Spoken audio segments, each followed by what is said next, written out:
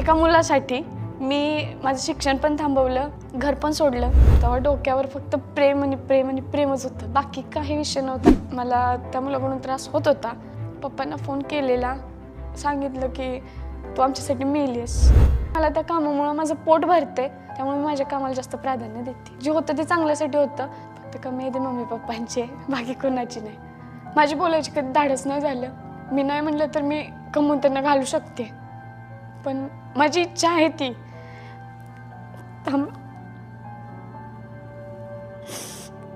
आज तुम्हाला मी माझी रिअल स्टोरी जी आहे, माझी पूर्ण जी गोष्ट आहे लाईफची, ते सगळं तुम्हाला सांगणार आहे। जे माणसांचा दृष्टिकोन आहे आता माझ्याकडे बघण्याचा, की ही डान्स करते, ही छपरी आहे असं वगैरे काही, तर मला वाटतंय थोडं काही ना तुमचा बघण्याचा दृष्टिकोन बदलेल। वेलकम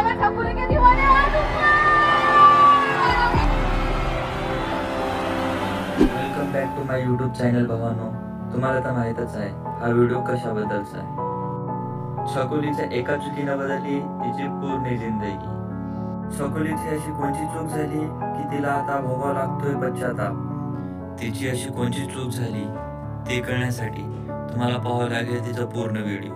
ती आहे याच्यानंतर। जास्त टाइम वाया न घालता आपण त्या व्हिडिओला चालू करू आणि तुम्ही एंड पर्यंत तुम्ही पहा भावांनो, तुम्हाला कळण्यात येईल की तिचं काय काय झाले, काय काय नाही, आणि ती कशी होती आता कशी आहे। चला भावांनो, जास्त टाइम न वाया घालता व्हिडिओ चालू करू। नमस्कार, मी DJ वैभवी, म्हणजे तुमच्या सर्वांची लाडकी छकुली। तर माझं पूर्ण नाव आहे वैभवी जितेंद्र कांबळे। माझा जन्म इस्लामपूरमध्ये झाला। मुंबईत आमचे पप्पा रिक्षा चालवायचे, मम्मी हॉस्पिटलमध्ये चहा विकायची, पाणी द्यायची, गरोदर महिला असतात त्यांना। नंतर तिथनं मी 10वी पास केली, कराडात आपल्या SGM ला ॲडमिशन घेतलं 11वीत। एका मुलासाठी मी माझं शिक्षण पण थांबवलं, घर पण सोडलं, सगळे नातेवाईक तुटले आणि अजूनही तुटलेले आहेत ते। इवन माझे मम्मी पप्पा मला बघतायत रोज, तरी पण बोलत नाही। ते बघून सुद्धा न बघितल्यागत करतात, अशा समोर असतात पण कधीच नाही, ओळख कधीच दाखवली नाही अजून सुद्धा। आता परवाचीच गोष्ट आहे, समोर आलेले, रिक्षात होते, मी पुढे होती माझ्या गाडीवर, तरीही तसंच कधीच नाही ओळख दाखवली। ते पप्पांना कधी मान्यच नव्हतं की बाहेर जायचं, लिपस्टिक लावायची, काजळ लावायचं, केस अशी बांधायची, फॅशन कधीच नाही, असं चाललंच नाही पप्पांना। तरी पण मी कॉलेजला जायची, हे सगळं बाहेर बाहेर करायची। मी घरी येताना सभ्य यायची।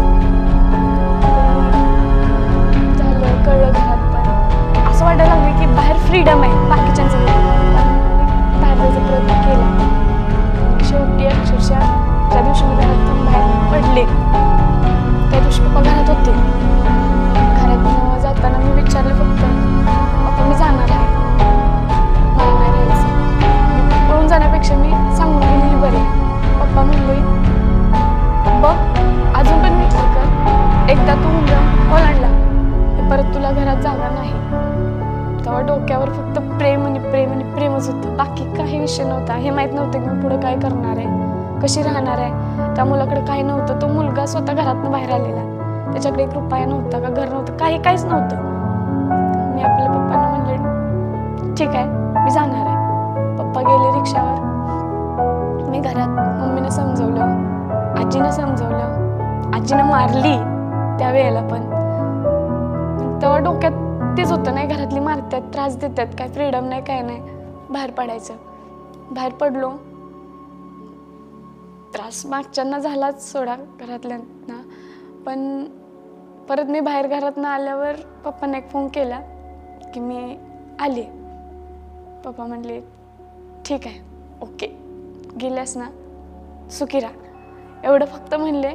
तेव्हापासून अजूनही पप्पांचा माझा कॉल नाही, का भेट नाही, का काहीच नाही। घराच्या बाहेर पडल्यावर तेव्हा अक्षरशः ज्यूस पिऊन झोपलेलो आम्ही, आणि तेव्हा असं पण नव्हतं कोण हे ओळखतंय ते ओळखतंय। एक भूक होती पोटात, पैसे पाहिजे होते, गरज होती पैशाची, म्हणून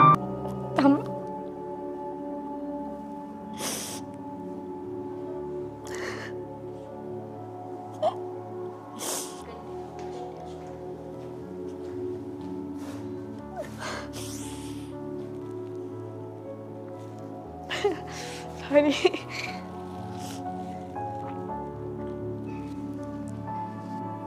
आणि काय माहिती का, मध्ये माझी इतकी सिच्युएशन वाईट होती साऊंड लाईनमध्ये यायच्या आधी, खूप वाईट होती. इतकी वाईट होती की मी अक्षरशः मैत्रिणींच्या घरी जाऊन आठवडाभर राहून त्यांच्यात खाल्ले मी. तेव्हा एक असं वाटत होतं की कोणच नाही, कोणच नाही, पूर्ण मी एकटी पडलेली.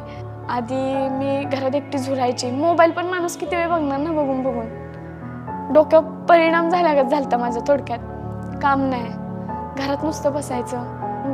दोन वर्ष झाली मी आता एकटी राहते. जास्त करून मी करडत नसतेच, बाहेरच असते असं शोवर वगैरे.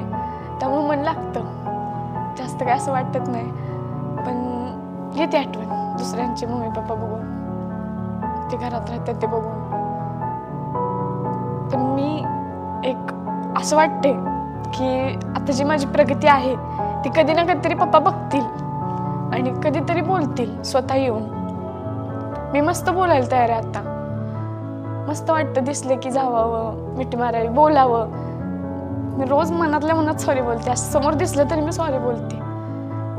पहिला विषय काही ती चूक झालेली त्या मुलामुळे माझी, किंवा तो खूप आधीचा पास्ट होता. पण मी माझ्या मस्तीपायी हे केलं आणि मी भोगते. मी रोज भोगते ही गोष्ट. दिवस माझा छान जातो, पण जेव्हा रात्र होते, जेव्हा घरात एकटी असेल, तेव्हा कुठे ना कुठेतरी वाटतं की घरात असावं. मला आधी तर काही येत नव्हतं. ऑपरेटिंग तो पेज बघितला की असं वाटलं ह्याच्यातले बटन आहेत, कसं आपल्याला एवढं सगळं समजणार. आणि मी कधी ते डोक्यात घेतलं बी नव्हतं मी ते शिकेन. परत मला ते आवड व्हायला लागली. मला ते बघून समजायला लागलं की नाही, हे इकडं असेल तर हे इकडं सेम आलं पाहिजे. जे माणसांना तुम्ही पूर्ण पेज सांभाळू शकत नाही, ऑपरेटिंग करू शकत नाही, सांभाळू शकते. कारण तेवढं तरी मला येते.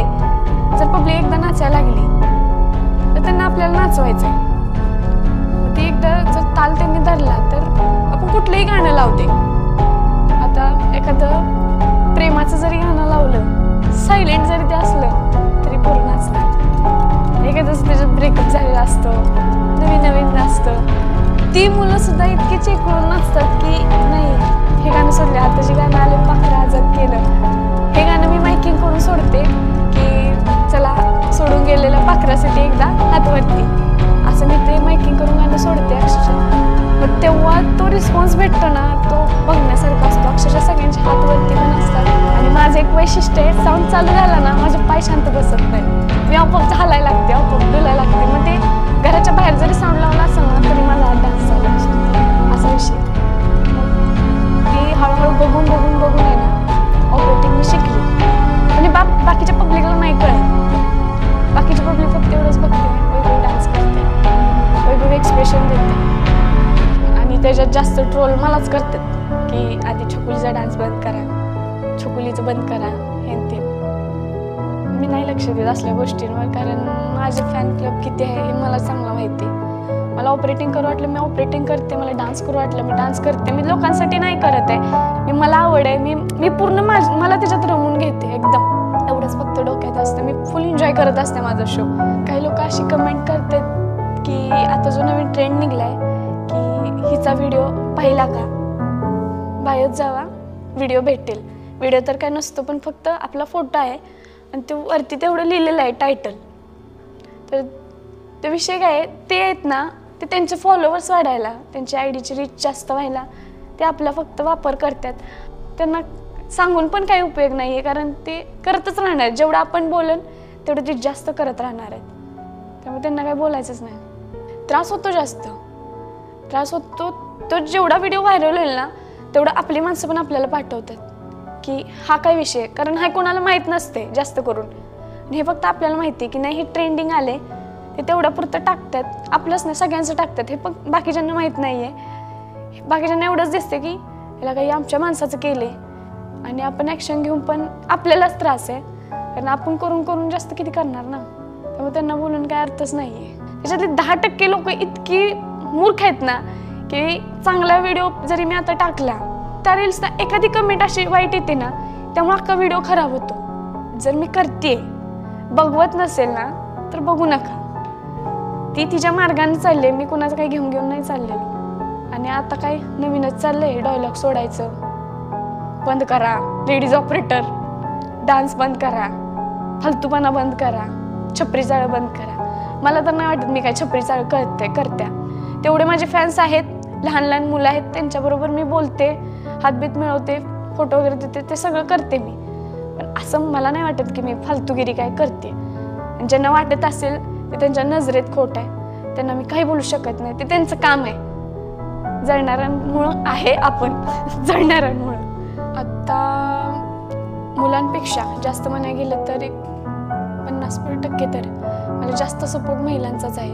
DJ छकुलीच्या नावाचं जे श्रेय आहे ते फक्त पब्लिकला जाते. फॅन्स आहेत तर मी आहे थोडक्यात पब्लिकमुळं, आणि त्यांचं प्रेम मला असंच मिळो असंही वाटतं आणि आहे. तसं मला त्यांचा भरपूर सपोर्ट आहे.